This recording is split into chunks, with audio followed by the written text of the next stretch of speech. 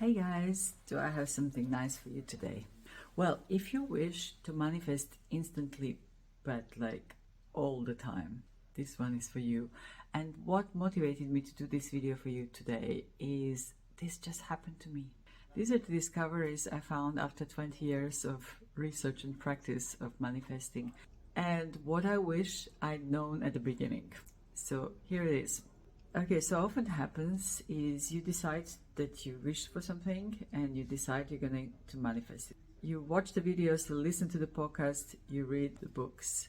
It sounds amazing, you feel energized, you can do it. And then you open the front door and the world hits you. It demands your full attention. The kids need to get to school on time. That presentation needs to be finished. The clients are waiting. The board meeting is next Tuesday. The laundry needs sorting, the dinner needs preparing, the groceries need ordering. You feel guilty that you're spending time in the office. You feel stressed to deliver everything on time. And you feel worried there are not enough hours in the day to accomplish it all. Eventually, the day is over, everything seems fine, everybody's still alive. And you remember you're manifesting. Oh, that lovely process of manifesting. But you're just way too spent to focus on anything but to get to your bed and sleep. And that is the world we operate today. It's not just the time, it's our minds. They are full of it. They're full. Unfortunately, none of us can forego our responsibilities and spend time manifesting. That would be a dream world if we could just do that. But I mean, in reality, so how do we marry the two? What would be better than manifesting while you're still getting on with life? So nothing's got to give. You get on with your life and you still manifest at the same time. One of the main reasons why people fail at manifesting is because of the amount of effort it takes. But what if I told you today that the best way to manifest instantly, constantly, is by doing no effort at all? And this matters because 90% of the people who are trying to manifest something are focused on doing the manifesting. I see it on social media. Am I doing this right? What affirmations are you using? How often do I need to visualize? How often do I need to affirm? I also found that doing manifesting for certain periods of time really does work, but the strength and effectiveness of manifesting process depends greatly, entirely, on the amount of effort and the quality of the effort. For me, this is the main reason why people fail to manifest their desires. It is difficult to tell whether we are doing it rightly or wrongly, whether we are focused on the right thing or the wrong thing. For most people, it's a minefield. And what happens if we don't manifest? We immediately assume we've done something wrong, right? But the truth is that the best manifesting results come from not doing the manifesting, but by living the manifesting principles. It's less about doing, is more about being. So how do we do that? This is like a gift that keeps giving. So it's well worth paying attention to every part of it. 3 points. This first point is really, really interesting, and that is we have to accept the fact that we are always manifesting something. We are always attracting something. Life is nothing but a continuous string of manifestations. We're constantly living out our manifesting. And what happens? Most of the people are manifesting things they don't want. This always happens to me. Life is hard. It's never going to work out. And sometimes they manifest things they do, but they are essentially the passengers in their life. Things do happen, good and bad, but they ultimately don't have a say in it. I remember my first boss after the university. He was obviously a very successful guy. He was a director. And then one day he told me that he hated it. He hated every minute for the last 25 years. And me, coming out of the uni, it was a shock. Like, isn't that the whole point? You become successful and then you're happy?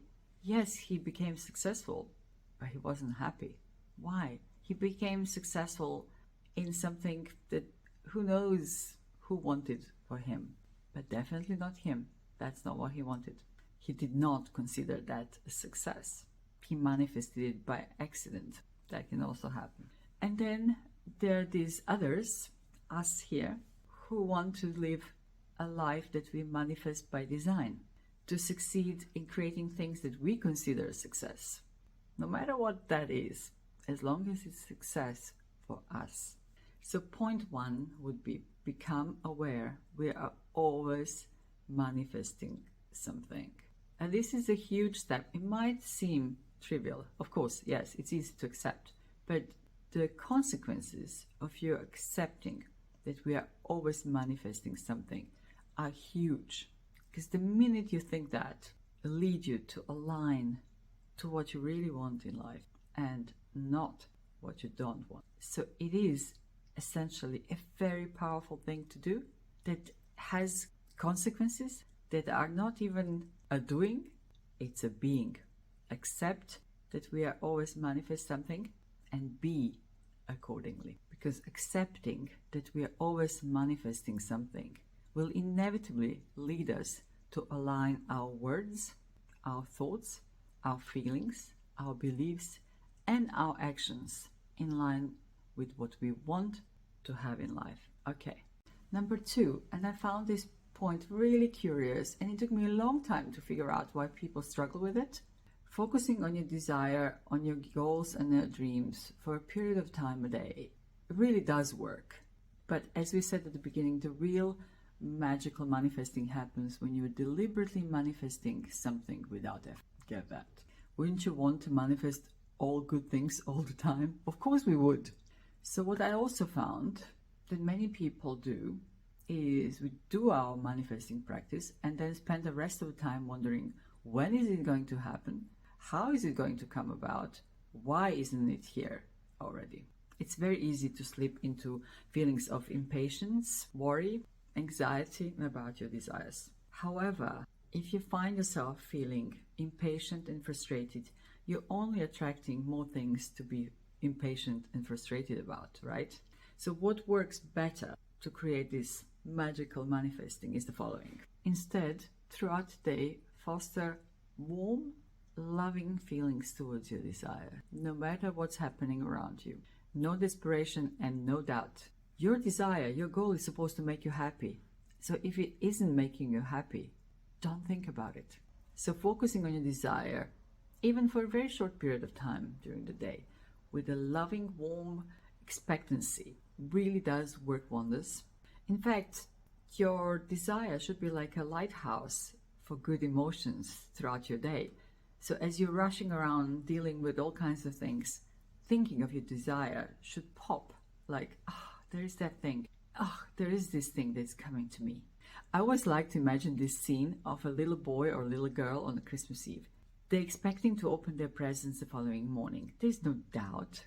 There's no worry. There's a bit of impatience, obviously. But they're ultimately looking forward to it with the great excitement, happiness, expectations of wonderful things to happen. That's how we have to feel towards our desire. And if we don't think about it. Really, don't inject your desire into an acid soil. My experience tells me that we can manifest with feelings alone without affirmation and visualization. They're that powerful. So harboring good feelings doesn't not only feel good, it's also essential for manifesting without effort. And by having good feelings also implies that you're having good thoughts, you're using good words, and you have good beliefs about it. So it's essentially the crowning glory of the whole of you. By the way, I'm just going to share this as a side note. If you are feeling very stressed and anxious and worried, the best way to deal with that is to just ground yourself for a moment. And there are lots of advice out there how to do that. What I normally do in these kind of situations, I touch something. I know, not a person, but something else. So for example, if I'm driving and I find that I've been driving for an hour and I don't remember anything, I'm too much in my head, I would just feel my steering wheel. I would just kind of feel my hands and feel how that feels in my hand, or I would just touch my knee or something just to make me grounded. That immediately takes you out of your head just for a fraction and just curbs that stress that you might be feeling. The longer you can do it, the better, if you can. So point 2 would be that our feelings have the highest manifesting potential and they are usually the indicator of what we are manifesting any point in time. So only think of your desire in the most positive, loving way. If you can't think of it in that way, don't think of it at all. And the third point, this is what I found the most astonishing, and I really wish I knew this at the beginning. When we want something, we decide that this is the thing for us. We get attached to a specific outcome. Say you want to receive $1,000 and you focused on manifesting $1,000 check to arrive in the mail. You can visualize it, you can feel it, you can see it. But what if that is not the best for you? By you visualizing the $1,000 check, you're actually limiting other opportunities that are meant for you. What if instead of manifesting $1,000, try instead manifesting financial freedom? It might yield just results that you don't even dream of. A huge pay rise, a better job, or you discover new opportunities to make money. Sure, you can manifest $1 million if you put your mind to it. But what if by doing that, you're actually blocking $2 million? Instead, try to manifest the feeling rather than the outcome. In that way, manifestation is also much more successful. And the key in attracting anything is feeling as if. So if you can feel as that energy, even if you don't know the specific item of manifesting, you're opening the scope of possibilities to yourself. You don't need to know what that thing is. You just need to know how that feels. And there you are. You're feeling as if. It's much easier, better, faster. Oh, it's magical. And I found it personally many times. Focusing on one outcome would actually stop it from happening because that outcome wasn't meant for me. Much better outcome was meant for me. But me focusing on this thing eliminated this thing. So instead, focus on how that outcome feels of financial abundance. So point number 3 would be, instead of working out how the law of attraction will bring you your desire, accept the possibility of many magical ways for you to have it. Let the universe find the best way for you. Most of the people give up manifesting too quickly. They simply find it's too much effort. But by living these principles, there's no effort at all. You're just living it. So you can't give up. And your manifestations will just keep getting better and better. So much so that you'll go around surprising yourself like I did today. It's literally just living it out. Seek nothing. Fortune seeks you. That is the principle of living, being, rather than doing manifesting. If you like this kind of topic, please subscribe. I love you guys being here. Thank you for watching.